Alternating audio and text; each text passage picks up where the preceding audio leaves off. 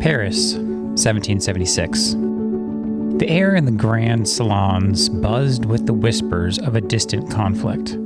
The American colonies in rebellion against Great Britain. For the young Marquis de Lafayette, just 19 years old, these whispers were more than mere gossip. They were sparks igniting a fire in his soul. Newspapers smuggled across the Atlantic spoke of a fledgling nation fighting for ideals of liberty and self-governance. Ideals that resonated deeply with the impressionable Lafayette. He devoured every account of the battles at Lexington and Concord, his heart swelling with the admiration for the colonists' courage. Eventually, the echoes of these distant battles reached Lafayette through another source, Benjamin Franklin. The American ambassador to France, a man with a sharp wit and even sharper mind, became a frequent visitor to the Lafayette household. During these visits, Lafayette would pepper Franklin with questions about the American fight, his youthful enthusiasm contagious. Franklin, sensing Lafayette's genuine interest and bold spirit, saw more than just a curious aristocrat. He saw a potential ally. He shared with Lafayette the plight of the Continental Army, its lack of resources and skilled leadership. The young Marquis, fueled by a burgeoning sense of purpose, felt a call to action.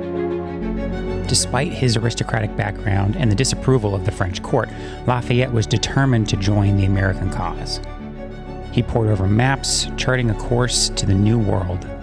He secretly financed the purchase of a ship, La Victoria, and recruited a small force of other idealistic young officers. On April 20th, 1777, defying the wishes of his family and King Louis, Lafayette set sail. He crossed the vast Atlantic, carrying with him not just weapons and supplies, but a burning desire to fight for the ideals of a nation he barely knew. This young Frenchman, barely out of his teens, was on his way to become a legend. The Marquis de Lafayette, hero of two worlds.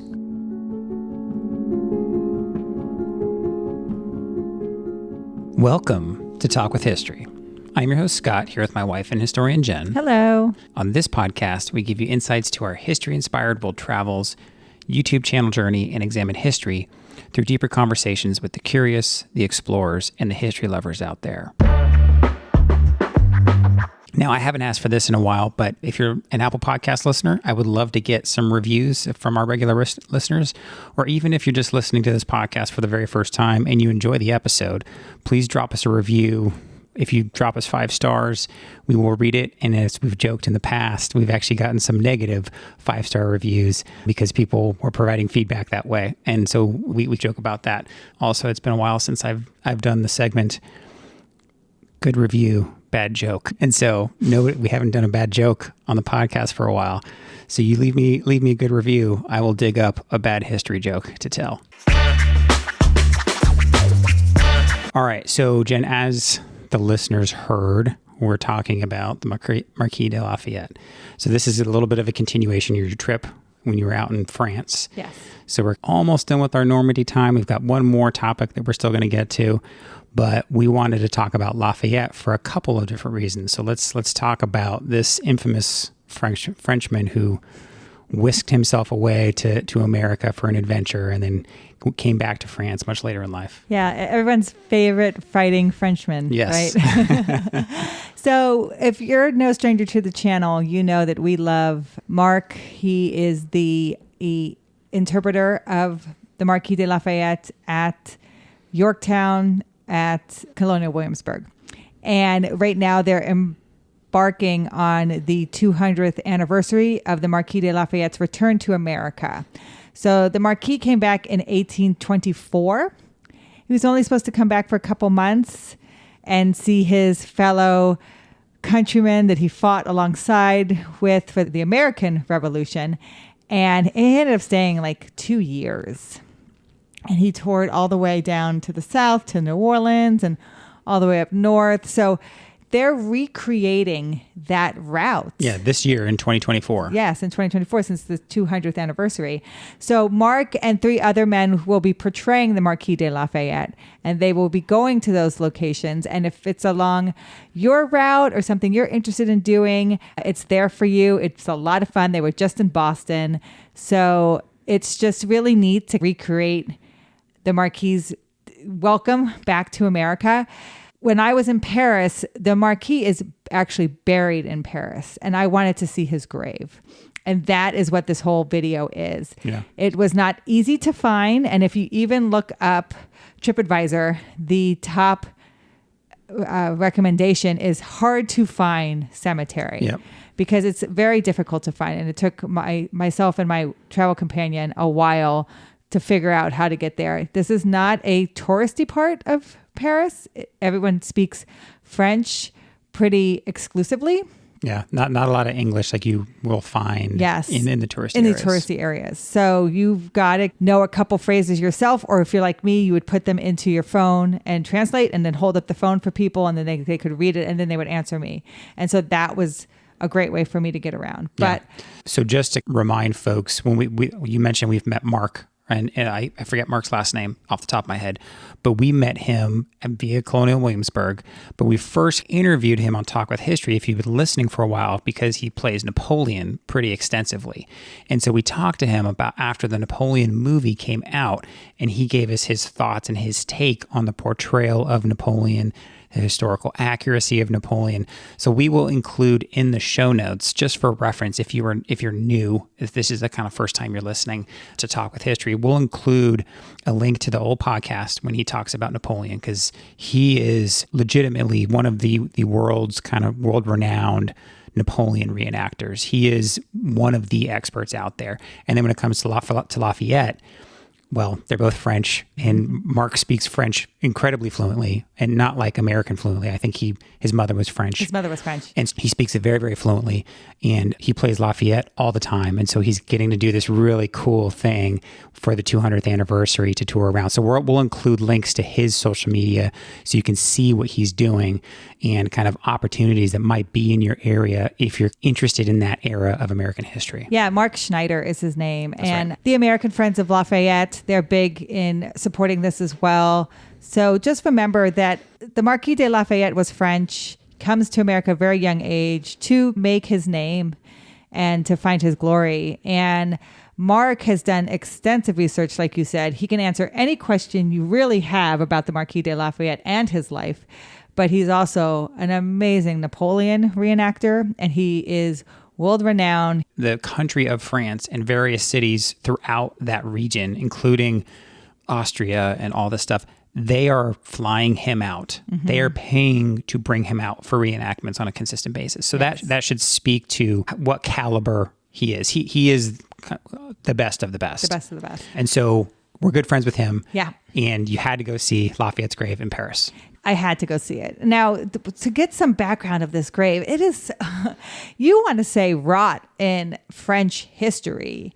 This grave is wrought in French history. Lafayette is like the bridge between the American Revolution and the French Revolution. So a little history background. I'm not going to go deep into it, but the French really funded the American Revolution. They really backed up the Americans. They provided ammunition. They provided guns. They provided ships. Yeah, through Lafayette. Through Lafayette. Lafayette was an aristocrat's son. He had a lot of money, had a lot of influence, but he wasn't going to be able to take on a big group of military men at his young age in France. So he thought if he came to America, he could stake his name out in America. And America had promised him through Benjamin Franklin, if he did come to America, that they would make him a general. And so he took him up on that. Yeah. And he came and he became a general. I was reading the timeline. I think he left in April, got to America in a couple months. Mm-hmm. And within a couple months after that, he was a general and part of the Continental Army. And if you realize he's relatively young. Yeah, he's 19, 20 years old. Exactly, to become a general. But this is also the beginning of America, and things are being made as they go. I don't want to disparage the Ben Franklin and what Thomas Jefferson were doing in France. They were also being good ambassadors. They were getting funds and things sent to America as well. But the Marquis de Lafayette was the Frenchman representation in America. Now, after the American Revolution, he goes back home and he has 4 children. He is married before he leaves. He gets married in 1774 to Marie Adrien. And she is also an aristocrat. when the French Revolution breaks out, and I want people to understand the French Revolution, there's a king and a queen. Most people know Louis XVI, Marie Antoinette. The coffers are basically been run dry. They've funded the American Revolution. They have extravagant spending, and now the country is broke. And so they try to tax the people more, the people revolt, and you get the French Revolution. And so it's really on the heels of the American Revolution. Now pay attention, because in 1794, when we talk about this cemetery, the victims were killed between June 14th and July 27th. Yeah. Now, if I remember correctly, for the French Revolution, I think it was the events around and everything building up and the aftermath was a lot longer than just the 1 year. It was like 4 or 5 years. It was, but this is the Reign of Terror. So specifically the Reign of Terror. I'm sorry. And Jen will speak to why in a bit, why we're going to focus on that period, because it ties directly to why Lafayette is buried where he's buried. Yes, the French Revolution is much longer. The Reign of Terror is between 1793 and July of 1794. Yeah, and that Reign of Terror really was like the peak of what's his name? Saint Robespierre. Robespierre. So this is where people are being killed. Yeah. So they're killing people, they're guillotining them. Mm-hmm. And this is where Lafayette's tie to this Reign of Terror and this cemetery come in. Yes. So think of the Reign of Terror. They start to kill everybody who is basically who they believe is holding more conservative values, who wants to go back to the old way of life, who wants to have some kind of, and I wouldn't even say monarchy, some kind of constitution, some kind of way of policing. Yeah, and basically, from what I understood, is if you're not on the extreme, then you're against them. Yes. And that's essentially this height of everything was the Reign of Terror. Yes. And so I believe, correct me if I'm wrong, Lafayette was a little bit more moderate, yes, even though he brought in some of these, more kind of power to the people, kind of democratic ideas. Mm-hmm. He brought them over. And so he was part of the initiation of the French Revolution. And all of a sudden, he had his same ideals, but it got so extreme that eventually everybody said, hey, Lafayette, you're not over here with us on the extreme end. You're against us. And he flees. He flees. So Lafayette has a precarious situation. Most soldiers during the French Revolution are going to be okay because they're the ones enforcing the Reign of Terror. Quote unquote, the Reign of Terror. So they're going to be okay. But Lafayette's married to an aristocrat. And the issue is the aristocrats are to blame for the French Revolution because they've been living these extravagant lives. And Lafayette's very wealthy. He's very wealthy. His parents were wealthy. And they believe they've gotten their status by birth, which they don't believe is by merit. So again, they want to end that system. So if you were an aristocrat and ended up being stuck in Paris at the time, more than likely you were killed. Like you said, Lafayette flees, but he is imprisoned in Austria. So they do imprison him. Now, Marie Adrien goes to be with him because as families, you could take better care of your loved one in prison if you could be with them. And so that's what she did. And she brought her children with her. It saved her life because in essence, what happens is her mother, her grandmother, and her sister are all guillotined. Yeah, during the Reign of Terror. During the Reign of Terror. And this is why they're buried in this cemetery. So this is Picpus Cemetery. Am I saying that right? It's Picpus. It's difficult for us Americans to pronounce. So it's the largest private cemetery in Paris. And it was a convent that was seized during the Revolution. So again, they're pushing back against all these kind of establishments, especially even convents like the church, the Catholic Church. And so they seized this area during the French Revolution, so much so that 13 nuns from this convent are guillotined the same time that Adrien's family is guillotined. That's crazy. And so it's not far away from where this cemetery is. I think it's now called Place of the Nation. It's a square you can walk to. It's a 5-minute walk.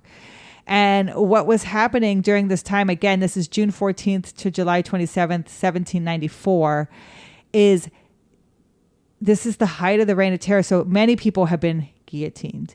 It's starting to get very smelly around Paris because they're not burying these people. And so they're really enforcing, if you're killing these people, you need to bury them quickly. And so they have already confiscated this land from this convent. It's a 5-minute walk from when one of the most famous guillotines had been set up.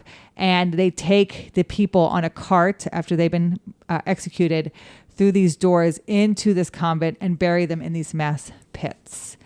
And a little girl, they call her Miss Paris, had followed her father and her brother who had been guillotined. She was poor, a pauper, and there's no class system to what they were guillotining everybody who they felt, like I said, was not following this extreme. And because the aristocrats had fled, who survived, and the only aristocrats who were there were killed, she was the only one to know where these families... She was the only witness. To know where they were buried. Yeah. And so you get not only Adrien's family, but you get Josephine, Napoleon's first wife. Her first husband was part of this group of people. That's right. He's also in these mass pits. Robespierre is executed the end of July 1794 by his sidekicks, mostly because they're afraid that he's going to execute them. So they execute him first. That's basically the end of the Reign of Terror. Yeah. And I believe, I think I put this in kind of what it's going to be at the end of the podcast. His death, all things start slowing down. They taper off. And it's 1797 that Lafayette finally gets released. And it's because his wife has been petitioning American diplomats, that she's been petitioning local leaders. And then she finally, I guess, gets connected with a young French general named Napoleon Bonaparte. Mm-hmm. And through various interactions and some maneuvering, she's able to get her husband out of prison. Yeah, and Napoleon respects Lafayette. He is a hero of the French as a soldier, and Napoleon loves soldiers. And again, the connection is his wife's first husband is there. So 1797, he's released. Marie Adrien and comes back, and these aristocrats start to find out where their family has been killed. And so secretly they start to buy the land.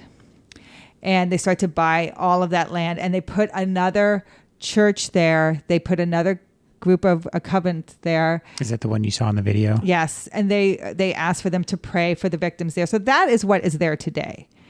It also becomes a convalescent home. And so people can go there and respite and things like that. And for people too, if you want to go watch the video, I took some time and I think I did a pretty good job of showing where the cemetery is within the Paris area, right? It's not far from the heart of Paris, of modern day Paris. It's not. You can actually take the local the metro. I think it's the metro. There's a stop along the way. Now, what's difficult about it is how do I explain? It's in the middle of a almost like a city block. So there's so many things around it, a school, a hospital, a university. So if you're following like Google Maps, you keep going, well, it's right here. It's right here. How do I get to it? Do I go through this hospital? Do I go through this school? And there's just one door. They look like two wooden doors. And that is the place to go. Yeah, we show you. I don't think we mentioned the address on the video, but I showed like a Google Maps flyover overview. So if you're curious and you're going to Paris and you're listening to this podcast, or if you're planning on it in the future, save our video, because the video, it gives you at least a sky view of what you're looking for. Yeah, so it's 35 Rue de Picpus. And the 35 will be on the wall. And like I said, the two big brown doors. Now, the hard part is it's only open like from 2 p.m. to 5 p.m. You got 3 hours. Oh, wow. It's closed on Sundays and holidays. And you have to pay €2 to go in. And there's a buzzer, and you can buzz it. But again, the gentleman only speaks French. So be prepared to say, hello, I would like to come in. Something like along those lines. Yeah, may I come see the cemetery? Very heavy doors if he buzzes you in. For me, I had to call. There was a number there, and I called it on my phone, international calling, and I asked him to come to the door, and he pushed it open because it's a very heavy door. I did not realize that I had to push it or pull it. I don't think I was going in the right direction, but it's these huge wooden doors. So you only get 3 hours. And again, it's almost like you really worked to find this area. So Adrien and other aristocrats had bought the land. They had taken those 2 pits and marked them. You can't walk where the pits are. They are on the very far end of the cemetery or the whole church area in the very far back right side. Marie Adrien and Marquis de Lafayette are the first 2 graves beside the brick wall that separates the cemetery from the mass graves. Now, she is the one closest to the wall. And then she's buried on the left-hand side. He's buried on the right-hand side. And when he dies, he's buried under soil from Bunker Hill, which is the first battle of the American Revolution. Now, if you know anything about history, is it Bunker Hill? Is it Breed's Hill? And when you think about it, he dies in 1834. Marie Adrien dies 1807. He dies 1834. Because even when he comes back to America, she has already passed. There's a perpetual American flag that flies over his grave. It's changed every 4th of July, and it's dedicated by, I think it's the Daughters of the American Revolution. What happened, though, that didn't always happen. On July 4th, 1917, 3 months after the United States entered World War I, U.S. Army Colonel Charles E. Stanton visited the general's tomb. He placed the American flag, uttering the phrase, "Lafayette, we are here." That's cool. It's cool, right? To me, you get that part in Hamilton where they're arguing, should America join the French Revolution? Should we help them? And they're like, well, we're fragile right now, and we made the treaty with King Louis, who's dead. I take that as we are still honoring our pact with the French. We come during World War I. We're there during World War II. Paris has been occupied for 4 years. I do think even when Paris was occupied by the Nazis, though, they kept the American flag over Lafayette's grave. But again, America will liberate Paris. So it's like America has kept that promise, that initial pact. There were 1,300 victims of the guillotine, and there's nuns. So there's a very famous group of nuns from that area that were guillotined that they actually made a whole music, I think it was an opera about them, because they sang the whole time. And the people who were guillotined, they ranged in age from 16 to 85. If you want to see a list of all the 1,300 victims, their names are in the church. Oh, wow. So if you walk in the church, their names are entombed on the wall on the church. So again, you can read Marie Adrien's family will be there. Josephine's first husband will be there. There's other famous people that are on there. Those nuns will be on there as well. And then you're going to get just regular workers, and just like that poor little girl's family that she followed, right? Like they're going to get all different types of class of people, which I find the most interesting is they're all buried together, all these different classes. Now, the cemetery, the formal cemetery on the other side of the pits, those people are all related to anybody who are of the 1,300 victims.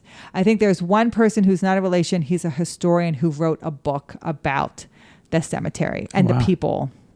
And he was allowed to be buried there. That's cool. But everybody else, you have to have shown a relation to those 1,300 mass victims.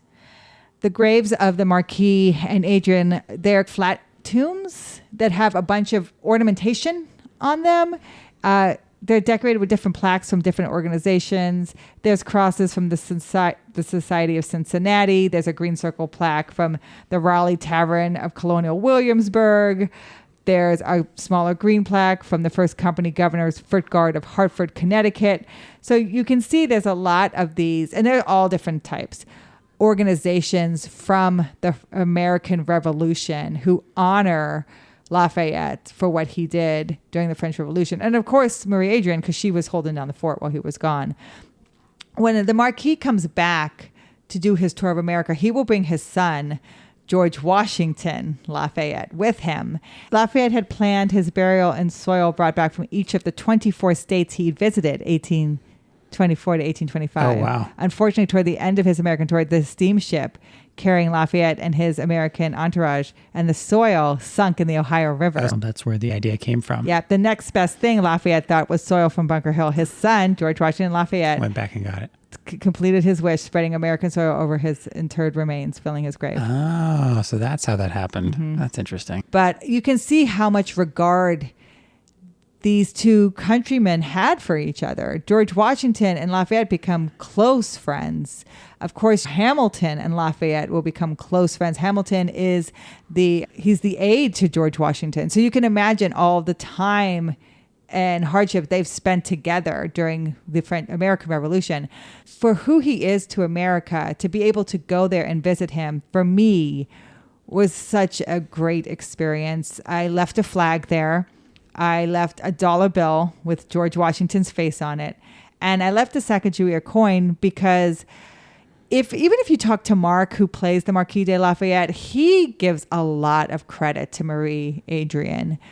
She really held the fort down in France while he was gone fighting the American Revolution. When he comes back and he's imprisoned during the French Revolution, she's the one who goes up and stays with him, keeps his morale up, and then she petitions to have him released. I think to be buried there with her family beside her is his way of also showing his appreciation for all his wife did during his lifetime. So it's such an amazing location. It's such a crossroads of American history and French history. And for me, it just was so awesome to be able to be there. We really had the place to ourselves. It's very private. Yeah, it was just you and Courtney. Just Courtney and I, and chickens. Yeah, they were following you guys around for a little bit. Random chickens. No one has ever disrupted the graves, so no one knows in what either pit people are buried. And again, they were declothed and covered in lime, so there probably wouldn't be much anyway.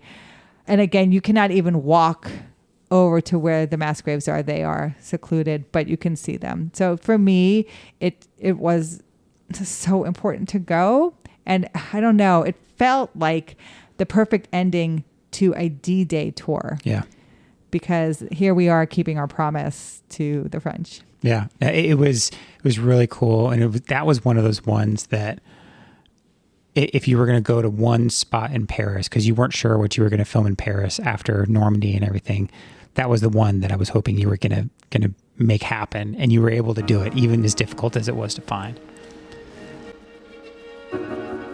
Paris, August 19th, 1792. 15 years after Lafayette first set sail to the tumultuous horizon of the American Revolution. The Paris city air crackled with fear. The once vibrant metropolis was now a landscape of suspicion. The tide of the French Revolution had turned bloody. The reign of terror led by the ruthless Maximilien Robespierre had begun. Marquis de Lafayette, a hero of both the American and French revolutions, found himself a target. His moderate views, wanting a constitutional monarchy instead of a complete overthrow, were deemed counter-revolutionary.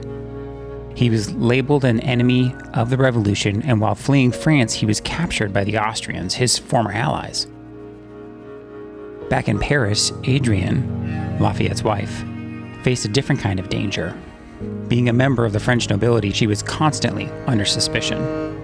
Yet, fear never deterred her, and Adrien tirelessly lobbied for her husband's release. She wrote desperate pleas to influential figures, including the American ambassador, James Monroe. Years passed in a haze of uncertainty. Lafayette, imprisoned in harsh conditions in Olmütz, Austria, clung to hope, fueled by the letters Adrien managed to smuggle in. Meanwhile, in France, the tide began to turn. By 1794, Robespierre himself was overthrown and executed, marking the end of the Reign of Terror. However, Lafayette remained a prisoner of the Austrians. Adrien, ever resourceful, saw an opportunity. A young general on the rise by the name of Napoleon Bonaparte was negotiating with the Austrians. She reached out to her American contacts, hoping they could influence the discussions and secure Lafayette's release. Her efforts, combined with Napoleon's political maneuvering, finally bore fruit, and in 1797, after 5 years of imprisonment, Lafayette was freed. He returned to a France vastly different from the one he left. Despite the hardships, Lafayette and Adrien remained deeply connected.